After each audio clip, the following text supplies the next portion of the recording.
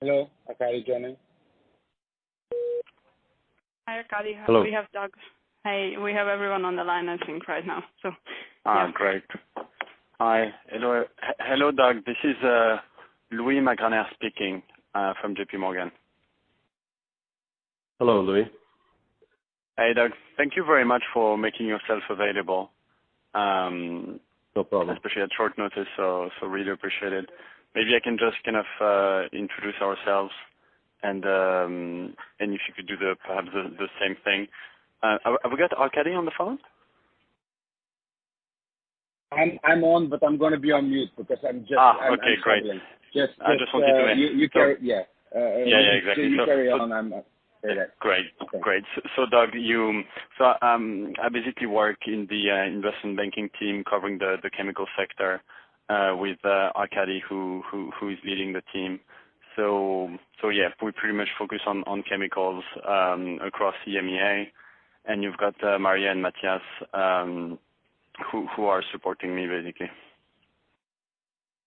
Okay. Can you briefly perhaps give us some insight into your background and history with the sector? Yeah, very happy to. I'll go briefly, and then wherever you would want to dig in, please do so. The majority of my career, probably 25 years plus or minus, in the building materials, construction, chemical space, largely with two organizations. One is Tremco, which is part of RPM, early in my career, and then for a short period later in my career. But the bulk of my experience, Tremco is a place where I learned the business. I was a salesman, a product line manager, a new product development manager, headed up a marketing function there, actually worked in human resources there to start my career. But I left there and went to work for a private equity roll-up of construction chemicals orphans, if you will. They're called Harris Specialty Chemicals. It's based in Jacksonville. Kelso was the private equity sponsor. It was a turnaround situation. We accomplished that, sold it to SKW, which quickly merged with Degussa shortly thereafterwards. And of course, Degussa is now Evonik.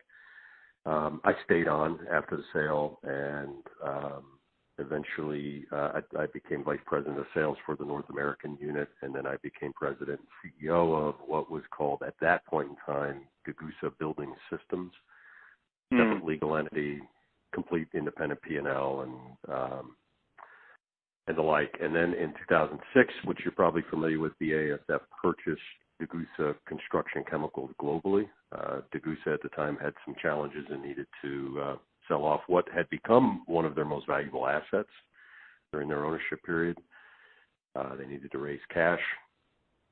And so in 2006, we became part of BASF. So it was quite a journey, actually, from this $200 million roll-up of specialty chemical orphans to the largest chemical company in the world in about 5 or 6 years. And I stayed on through the integration to BASF, which was a challenge, and beyond that, because I respected the organization and I felt I had a lot to learn there.